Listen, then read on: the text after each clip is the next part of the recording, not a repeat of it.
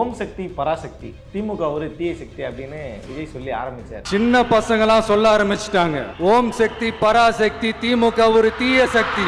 திமுகவுக்கு வந்து டீலிங் தான் முக்கியம். ஒன்று அதிமுக வரணும், இல்லை திமுக வரணும். மாற்றி மாற்றி நம்ம தான் வரணும், மூணாவதாக யாரும் வந்துடக்கூடாதுங்கிறதுல டீலிங்கோடு இருக்கிறாங்க. ஆனால் அவங்களுக்கு மக்களோட ஃபீலிங்லாம் புரிய மாட்டுது, ஃபீலிங்கை பற்றிலாம் கவலை இல்லை அப்படிங்கிற மாதிரிலாம் சொல்லிட்டு இருந்தாரு விஜய். நாம வெளியே அடிச்சுக்கிற மாதிரி அடிச்சுக்கிட்டாலும் உள்ள நம்மளுடைய டீலிங் பக்காவா இருக்கணும். ஊரா வீட்டு நெய்யை உங்கள் வீட்டு ஸ்வீட்டுக்கு செய்யாதீங்கன்ற மாதிரிலாம் சில வார்த்தை, அது வேற ஒரு பழமொழி அது ஆக்சுவலாக. ஆனால் அதை கொஞ்சம் மாடுலேஷன் பண்ணி மாற்றி கொடுத்துருக்காப்புல. ஊரா வீட்டு நெய்யில உங்க வீட்டுக்கு ஸ்வீட் செய்யாதீங்க. இதுல இன்னொரு பெரிய விஷயம் என்ன அப்படின்னா, இது வரைக்கும் ஜனநாயகன் படத்தை பத்தி எந்த ஒரு மேடையிலும் ஒரு பெருசாவே பேசிக்கல. பட் இந்த மேடையில ஜனநாயகனுக்கு ஆதரவா குரல் கொடுத்த எல்லாருக்குமே நன்றின்னு சொன்னதோட, முதல்வர் சொன்னாரு, பட்டும் படாம சொன்னாருங்கிற அளவுக்குலாம் சொன்னதே பெரிய விஷயம் தான். பட் இதனால பட்டும் படாம சொன்னதுக்கு நன்றி. அந்த உதவியை வந்து அவர் வந்து அட்ரஸ் பண்ணியிருக்கிறது ஒரு நல்ல விஷயம். பழி மேல பழி போட்டு கரூரில் ஆரம்பித்து நம்ம ஜனநாயகன் படம் ரிலீஸ் வரைக்கும். ஆனால் அந்த ரிலீஸ் பிரச்சனையில் நிறைய பேர் குரல் கொடுத்தாங்க. முக்கியமாக நம்மளுடைய முதல்வர் அவர்கள் கூட பூசி முழுகி பட்டும் படாமல் குரல் கொடுத்த அவங்களுக்கும் மற்றவங்க எல்லாருக்கும் இந்த நேரத்தில் என்னுடைய நன்றியை தெரிவிச்சுக்கிறேன். காவிரி முல்லை பெரியாறு பிரச்சனையில் உன்னோட கருத்து என்ன, அதில் உன்னோட கருத்து என்ன, இதில் உன்னோட கருத்து என்ன என்னை கேட்குறாங்க. நம்ம ஏதோ புதுசாக வந்துட்டோம், நமக்கு அரசியல் அறிவே இல்லைங்கிற மாதிரி அவங்க வந்து பேசுகிறாங்கன்ற மாதிரிலாம் சொல்லிட்டு கேட்குறவங்களாம் யாருன்னா உலக மேதைகள் அவங்களாம் வந்து கேட்டுட்டு இருக்காங்கன்ற மாதிரி சொல்கிறாங்க. அதில் அவர் ஒன்று சொல்கிறார், ஆர்ஓவி மூலமா தண்ணிக்குள்ள போய் தண்ணி அந்த அணையினுடைய கட்டுமானத்தினுடைய ஸ்திரத்தன்மை என்னங்கிறது தெரிஞ்சுக்கிற அளவுக்கு எனக்கு நானும் அறிவு இருக்குதான் செய்து, இவங்க சொல்ற மாதிரி அமைதியா இருக்கிறதுனால ஒருத்தங்க வந்து அறிவு இல்லைன்னா அர்த்தம் இல்லைங்கிற மாதிரிலாம் விஜய் அவர்கள் வந்து பேசியிருக்கிறார். ஒருத்தன் சைலண்டா இருக்கான், அமைதியா இருக்கான்னா உடனே அவனுக்கு எதுவுமே தெரியாதுன்னு நினைச்சிடாதீங்க. சும்மா கருத்து சொல்லிக்கிட்டு கம்பு சுத்திக்கிட்டு இருந்தா எல்லாமே நடந்துருமா? படிப்பு செலவை ஏற்று போன்ற மாதிரி ஒரு பாயிண்ட் சொன்னார். உள்ளபடி அது நல்ல விஷயம். தாவேக ஆட்சிக்கு வந்தால் 2 ஏக்கர் வரை நிலம் வைத்துள்ள மற்றும் நிலமற்ற விவசாயிகள் குடும்பத்தில் யாரும் மாநில அல்லது ஒன்றிய அரசின் ஊழியராக இல்லாத பட்சத்தில் அவர்களின் குழந்தைகளின் பொறியியல், மருத்துவம் உள்ளிட்ட தொழிற்கல்வி முதல் அனைத்து வகை படிப்புகளுக்கும் முழு செலவையும் அரசை ஏற்றுக்கொள்ளும். தாவேக அரசு அமைஞ்சிருச்சுன்னா அவங்க மாநில மத்திய அரசு பணியில் இல்லாத பட்சத்தில் அவங்களுடைய கல்வி செலவை தாவேகாவை ஏற்றுக்கும்னு சொல்றது உள்ளபடி ஒரு நல்ல விஷயம். அனைத்து வகை படிப்புகளுக்குமான முழு செலவையும் அரசே ஏற்கும். வேலை வேண்டுமா? ப்ளூ ஓஷன் இருக்கிறது. 10th 12th டிப்ளமோ டிகிரி படித்தவர்களுக்கு உணவு, தங்குமிடம், இஎஸ்ஐ, பிஎஃப், இன்சூரன்ஸ் உள்ளிட்ட சலுகைகளுடன் அனுபவத்திற்கேற்ற நல்ல சம்பளம் 15,000 முதல் 30,000 வரை. பெண்களுக்கு முன்னுரிமை. 2,000க்கும் மேற்பட்ட வேலை வாய்ப்புகள் உள்ளன. இப்போதே தொடர்பு கொள்ளுங்கள். Blue Ocean. ஓம் சக்தி பராசக்தி, திமுக ஒரு தீய சக்தி அப்படின்னு விஜய் சொல்லி ஆரம்பித்தார். ஏன்னா இது நமக்கு ஓரளவு புரியுது. ஓகே, விஜய் மீம்ஸு, இந்த ட்ரோல்ஸ் இதெல்லாம் நல்லா பார்க்குறாரு அல்லது இவருக்கு காட்டப்படுகிறது அப்படிங்கிறத நமக்கு நல்லாவே புரிஞ்சிக்க முடியுது. அவர் பேசின இந்த சினிமா டைப்பான வசனங்கள் இருக்குல்ல, அதில் வந்து திமுகவுக்கு வந்து டீலிங் தான் முக்கியம். டீலிங்னா ஒன்று அதிமுக வரணும், இல்லை திமுக வரணும். மாற்றி மாற்றி நம்ம தான் வரணும், மூணாவதாக யாரும் வந்துடக்கூடாதுங்கிறதுல டீலிங்கோடு இருக்கிறாங்க. ஆனால் அவங்களுக்கு மக்களோட ஃபீலிங்லாம் புரிய மாட்டுது, ஃபீலிங்கை பற்றிலாம் கவலை இல்லை அப்படிங்கிற மாதிரிலாம் சொல்லிகிட்டு இருந்தார் விஜய்.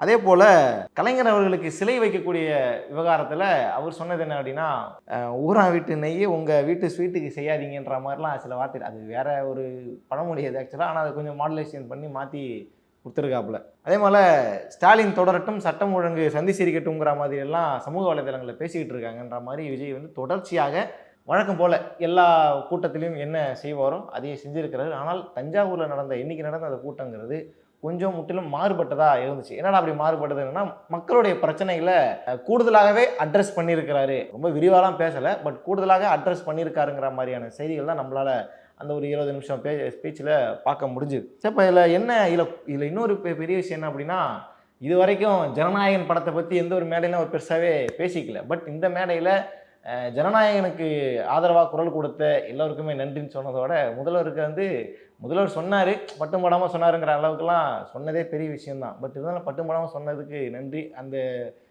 உதவியை வந்து அவர் வந்து அட்ரஸ் பண்ணியிருக்கிறது ஒரு நல்ல விஷயம். தொடர்ச்சியாக விஜய் அவர்கள் மீது, தாவேகா மீது வைக்கக்கூடிய விமர்சனங்களை அவங்க உள்வாங்கிறாங்கன்றதை இன்றைக்கி நடந்த ஸ்பீச்சில் நம்மளால் பார்த்து புரிஞ்சிக்க முடியுது. ஏன்னா விஜய் வந்து சில விஷயங்களை பேசுகிறாரு, சில விஷயங்களை அட்ரஸ் பண்ண மாட்டாரு. அவருக்கு வந்து அரசியல் அறிவே இல்லை. ஏன்னா இப்போ கூட எல்லா செய்தி ஊடகங்களும் திமுகவுடைய செய்தி தொடர்பாளர்கள், அதிமுகவுடைய செய்தி தொடர்பாளர்களை ஃபோன் பண்ணி இது உங்களுடைய கருத்து என்ன, எங்களுடைய கருத்து என்னன்னு கேட்டுட்டு இருப்பாங்கல்ல. அவங்க 2 பேர், திமுக அதிமுக 2 பேருமே, கோவை சத்தியன் பேசினார், இன்னொருத்தர் செய்தி தொடர்பாளர் இருக்கிற அந்த வழக்கறிஞர் சரவணன், கோவை சத்தியன், மாறி 2 பேரும் சொல்கிற ஒரே கருத்து என்னன்னா, அவர் இன்னும் அரசியல் புரிதல் இல்லை, அரசியல் ஞானம் இல்லைங்கிற அளவுக்குலாம் அவர் வந்து பேசிகிட்டு இருந்தாங்க. பட் அதுக்கு கூட விஜய் அவர்கள் ஒரு பதில் கொடுக்குற மாதிரி கூட்டத்திலே அவர் வந்து சொல்லியிருந்தார். என்ன சொல்லியிருந்தார் அப்படின்னா, காவிரி முல்லை பெரியாறு பிரச்சனையில் உன்னோட கருத்து என்ன, அதில் உன்னோட கருத்து என்ன, இதில் உன்னோட கருத்து என்ன என்னை கேட்குறாங்க. நம்ம ஏதோ புதுசாக வந்துட்டோம், நமக்கு அரசியல் அறிவே இல்லைங்கிற மாதிரி அவங்க வந்து பேசுகிறாங்கன்ற மாதிரிலாம் சொல்லிட்டு கேட்குறவங்களாம் யாருன்னா உலக மேதைகள் அவங்களாம் வந்து கேட்டுட்ருக்காங்கன்ற மாதிரி சொல்கிறாங்க. அதில் அவர் வந்து சொல்கிறார், ஆர்ஓவி மூலமாக தண்ணிக்குள்ளே போய் தண்ணி அந்த அந்த அந்த அணையினுடைய கட்டுமானத்தினுடைய ஸ்திரத்தன்மை என்னங்கிறது தெரிஞ்சுக்கிற அளவுக்கு எனக்கு நானும் அறிவு இருக்க தான் செய்து, இவங்க சொல்கிற மாதிரி அமைதியாக இருக்கிறதுனால ஒருத்தங்க வந்து அறிவு இல்லைன்னா அர்த்தம் இல்லைங்கிற மாதிரிலாம் விஜய் அவர்கள் வந்து பேசியிருக்கிறார்.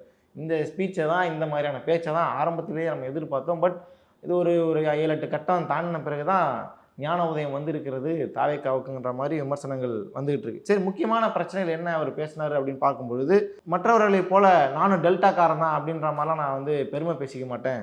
அதில் அவர் என்ன சொல்கிறாருன்னா, மற்றவர்களைப் போல நானும் டெல்டாக்காரன் தான், ஏன்னா உங்கள் காதுகளில் டால்டா ஊற்றுவதற்கு வரவில்லை, விவசாயிகளை பற்றி தான் எனக்கு தெரியாது, அவங்க படுற கஷ்டம் என்னன்னு எனக்கு தெரியுன்ற மாதிரிலாம் சொல்லியிருந்தாங்க. பொதுவாக இந்த திமுக அதிமுக 2 பேரும் சொல்லக்கூடிய விவசாயிகள் அப்படிங்கிற ஒரு சப்ஜெக்டில் வந்துட்டோம்னா, முதல்வர் என்ன சொல்லுவார்னா, நானும் டெல்டாக்காரன் தான் ஒரு டைலாக் ரொம்ப ஃபேமஸ் ஆனது. அதே போல் அந்த பக்கம் பார்த்தா விவசாய குடும்பத்தில் பிறந்தவன்னு சொல்லி இபிஎஸ் அவர்கள் பேசுகிறதும் ஃபேமஸான டைலாக். பட் இதையெல்லாம் மென்ஷன் பண்ணி மற்றவர்களைப் போல நானும் டெல்டாக்காரன் தான், ஏன்னா உங்கள் காதுகளில் டால்டா ஊற்றுவதற்கு வரவில்லை, நான் உங்களை மாதிரி இந்த வசனம் பேசுறதுக்கெலாம் நான் வரல. அவர் என்ன சொல்கிறாருன்னா, விவசாயம் பற்றி தான் எனக்கு தெரியாதே தவிர அந்த விவசாயிகள் படுற கஷ்டம் பற்றி எனக்கு நல்லாவே தெரியுன்ற மாதிரியெல்லாம் சொல்லிடுறாரு. பட் இது கூட இன்னும் கொஞ்சம் வருஷம் போனால் இது கூட ஒரு பொலிட்டிக்கல் ஸ்டேட்மெண்ட்டாக கூட மாறலாம். விவசாயம் பற்றி தெரியாதுன்னு சொன்னார், ஆனால் விவசாயிகளோட கஷ்டம் பற்றி தெரியும் அப்படின்னாரு. இப்போ டெல்டாக்காரன், நானும் விவசாய குடும்பத்தில் பிறந்தேன்னு சொல்லி பேசுகிறோம் இல்லையா, அதே மாதிரி வசனமாக கூட வரதுக்கு வாய்ப்பு இருக்குது. பட் இதை அட்ரஸ் பண்ணது ஒரு நல்ல விஷயம். அடுத்த ஜென்மம் இருக்குமான்லாம் எனக்கு தெரியல, இருந்துச்சுன்னா நான் ஒரு விவசாய குடும்பத்தில் பிறக்கணுன்ற மாதிரியும் விஜய் அவர்கள் பேசினது உள்ளபடியே தஞ்சை மக்களில் நெஞ்சில் வந்து கொஞ்சம்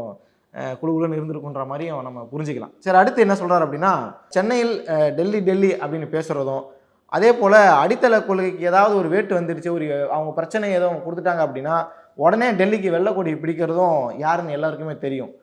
தமிழ்நாட்டை காப்பது பிழைக்க வைப்பது திமுக ஸ்டாலின் தான் அப்படின்னு பேசுகிறது இனி வேலைக்கே ஆகாது. இப்போ கூட சின்ன பசங்களாம் கூட சொல்லிக்கிட்டு இருக்காங்கன்னு சொல்லிட்டு நாம் ஃபஸ்ட்டு சொன்னோம் இல்லையா, ஓம் சக்தி பராசக்தி, திமுக ஒரு தீய சக்தின்ற மாதிரி அந்த கிண்டல் துணியில் விஜய் அவர்கள் பேசியிருப்பது வந்து இங்கே இருக்கக்கூடிய கூட்டத்தை ஒரு மாதிரி சிரிப்பலையில் கொண்டு வந்து விட்டுச்சு. பட் என்ன அப்படி இதில் நம்ம புரிஞ்சுக்க வேண்டிய விஷயம் அப்படின்னா, விஜய் மீம்ஸை பார்க்குறாரு, அதே போல் ட்ரோல்ஸை பார்க்குறாரு, மற்ற விஷயங்கள்லாம் பார்க்குறாரு. பட் இப்போ நீங்கள் சொன்ன இந்த விவசாயிகள் பிரச்சனைக்கு என்ன பண்ணுவோம், இந்த விவசாயிகளுடைய அடித்தள பிரச்சனையை எப்படி மாற்றுவோம், திமுக இப்படி பண்ணிகிட்டு இருக்கு, இது தப்பு, இது எப்படி பண்ணால் சரியாக இருக்குன்ற மாதிரி பாலிசி மேக்கிங்கில் நாங்கள் என்ன செய்வோம் அப்படிங்கிற ஒரு விஷயத்தையும் கூடுதலாக சொல்லியிருந்தாருன்னா, உள்ளபடி அந்த விவசாயிகள் இதில் விஜயோடைய அந்த எந்த அளவுக்கு தீவிரமாக இதை வந்து கவனிக்கிறாருங்கிறத மக்களுக்கு கொண்டு போய் சேர்த்துருக்கலாம். பட் இதை தான் தொடர்ச்சியாக அவர் வந்து தவற விட்டார். நீட்டை ஒழிக்கிறோன்னு சொல்லி திமுக சொல்லிச்சு, அது அவங்களால நிறைவேற்ற முடியாதுன்னு அவங்களுக்கு தெரியும், ஆனாலும் போலி வாக்குறுதி கொடுத்தாங்கன்னு சொன்னாங்க இல்லையா. இப்போ அதிமுக ஆட்சி காலகட்டத்தில் நீட்டை ஒழிக்க முடியாதுன்னு அவங்க தெளிவாகவே சொன்னாங்க. ஏன்னா இது உச்சநீதிமன்றம் போயிருக்கு, இது வந்து அமெண்ட்மெண்ட்டாக போடப்பட்டு செயல்படுத்தப்பட்டு இருக்கு, இது நேரடியாக நம்மளால் ஒரு மாநிலத்தால் பண்ண முடியாது, எல்லோருமே சேர்ந்து பண்ணால் தான் பண்ண முடியும். அப்போ என்ன இதனுடைய இது தற்காலிகமாக என்ன பண்ணலாம் அப்படின்னு பார்க்கும்பொழுது 7.5% இடஒதுக்கீடு கொடுத்தா இங்கே இருக்கக்கூடிய மாணவர்களை ஓரளவுக்கு உள்ளே கொண்டு வரல. ஏன்னா இந்த இடஒதுக்கீடு வருவதற்கு முன்பாக ஒரு 40-45 பேர் தான் இந்த நீட்லேயே வந்து எலிஜிபிள் ஆனாங்க. பட் இந்த இடஒதுக்கீடு வந்த பிறகு 666 மாணவர்கள் வந்து உள்ளே போயிருந்தது மிகப்பெரிய அளவில் அவர் பாராட்டக்கூடிய விஷயமாகவே இருந்துச்சு.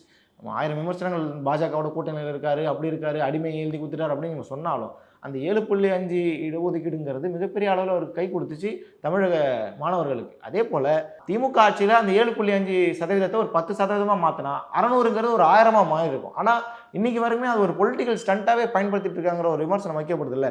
சரி, இப்போ இங்கே வந்தால் நான் என்ன செய்வேன், இந்த நீட்டை நான் எப்படி உள்ளே கொண்டு வரேன். ஏன்னா எல்லா இடத்துலையுமே இப்போ நீட்டு நீங்கள் எக்ஸாம் எழுத போனீங்கன்னா ஒட்டுமொத்த தமிழ்நாட்டிலையுமே ப்ரைவேட் டியூஷன் சென்டர் தான் அதிகம். அங்கே ஃபீஸ் ஸ்ட்ரக்சர் என்னங்கிறது நம்ம எல்லாருக்குமே தெரியும். 1.5 லட்சம் 2 லட்சம் எத்தனை அட்டம்ப்டாலும் பண்ணலாம். பட் ஃபீஸ் வந்து எல்லாராலையும் கொடுத்துட முடியுமா, அஃபோர்டபுளான ஒரு ஃபீஸ் ஆகுது அப்படின்னு கேட்டால் நம்ம நிலமை தான் நமக்கே தெரியுமே என்னென்ன லட்சத்தில் நம்ம ஓடிக்கிட்டு இருக்கோம். அப்படி இருக்கும் பொழுது மாவட்டத்தோறும் அரசு சார்பில் தாவேக்கா அரசு அமைக்கப்பட்டால் மாவட்டந்தோறும் நாங்களே ஒரு டியூஷன் சென்டர் வைப்போம், அந்த நீட்டு ஒழிக்கிற வரைக்கும் இதை நாங்கள் வந்து கையில் எடுத்து நாங்கள் செயல்படுத்துவோம், அரசு தரப்புலேருந்து மாணவர்களுக்கு வந்து இலவச பாடத்திட்டத்தை நாங்கள் சொல்லிக் கொடுப்போன்ற மாதிரி சம்திங் ஏதாவது ஒன்று சொல்லியிருந்தாருன்னா அது இன்னும் கூடுதலாக நல்லா இருக்கும்.